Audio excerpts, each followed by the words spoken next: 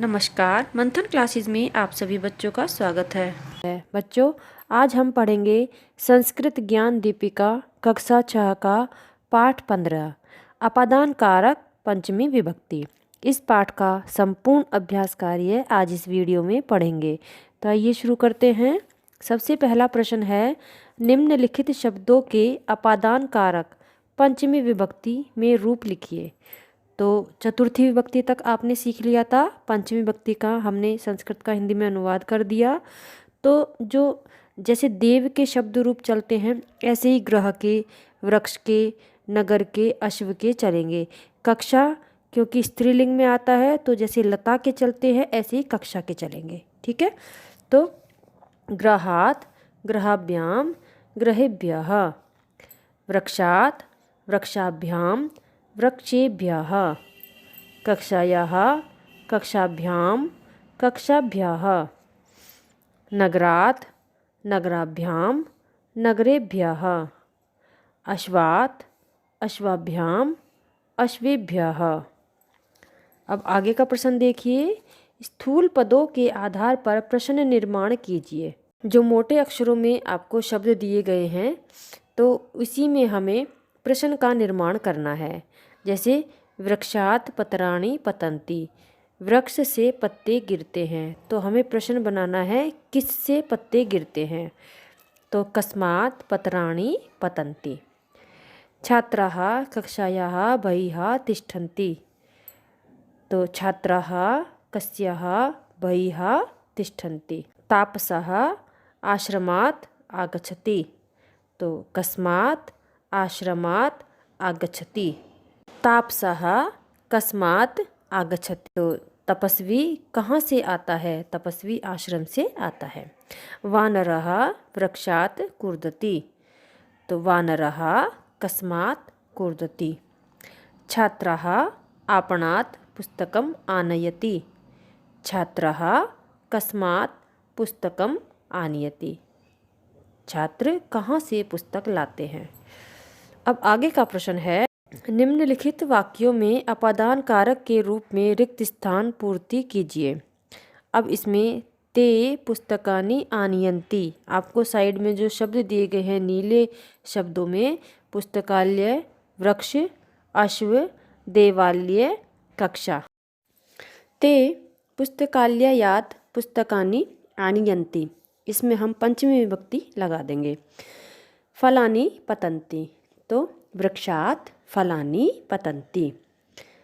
सैनिकः अवतरति, सैनिक उतरता है, तो इसमें पंचमी विभक्ति का एक वचन लगा देंगे अश्वात्। सैनिकः अश्वात् अवतरति। भक्तः प्रसादम् आनयति, तो इसमें देवालयात् लगा देंगे। भक्तः देवालयात् प्रसादम् आनयति। छात्रः बहिः तिष्ठति, छात्र कक्षायाः बहिः तिष्ठति। निर्देशानुसार स्थूल पदों के वचन लिखिए। लतायाः पुष्पाणि पतन्ति, अब इसे हमें बहुवचन में बदलना है। तो क्योंकि लतायाः पंचमी विभक्ति का एक वचन है, अब हमें इसमें पंचमी विभक्ति का बहुवचन लगाना है। तो लतेभ्यः पुष्पाणि पतन्ति। प्रसादात् बहिः सैनिकाः तिष्ठन्ति, अब ये जो प्रसादात् शब्द है हमें पंचमी विभक्ति में बदलना है। प्रसादेभ्यः बहिः सैनिकाः तिष्ठन्ति। कन्या कूपेभ्यः जलम् आनयति, कन्या कुओं से जल को लाती है। अब हमें जो कूपेभ्य शब्द है वो एक वचन में बदलना है। तो कन्या कूपात् जलम् आनयति। मेघात् वर्षा भवति, ये हमें बहुवचन में बदलना है। तो मेघाभ्यः वर्षा भवन्ति। वानराः वृक्षात् कूर्दन्ति, तो ये हमें द्विवचन में बदलना है। वानराः वृक्षाभ्यां कूर्दन्ति। निम्नलिखित में शुद्ध वाक्यों पर राइट का तथा अशुद्ध वाक्यों पर रोंग का चिन्ह लगाइए।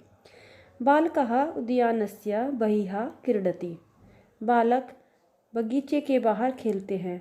तो ये वाक्य गलत है क्योंकि उदयानात् आएगा। बालकः उदयानात् बहिः क्रीडति, तो ये वाक्य हमारा गलत है।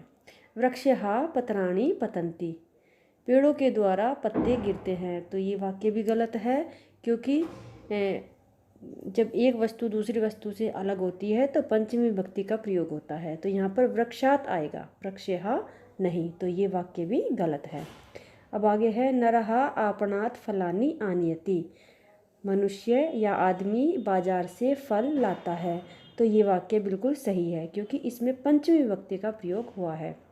सैनिकः अश्वेन अवतरति, सैनिक घोड़े के द्वारा उतरता है, तो ये वाक्य भी गलत है क्योंकि सैनिक घोड़े से उतरता है ना, तो इस वाक्य में अश्वात शब्द आएगा, तो ये भी गलत है। शिखा वाटिकायाः आगच्छति, शिखा वाटिका से आती है, तो वाटिकायाः शब्द में पंचमी विभक्ति का प्रयोग हुआ है, स्त्रीलिंग का शब्द है, तो ये वाक्य बिल्कुल सही है। निम्नलिखित में विभक्ति बताइए। ग्रामात्, इसमें पंचमी विभक्ति है।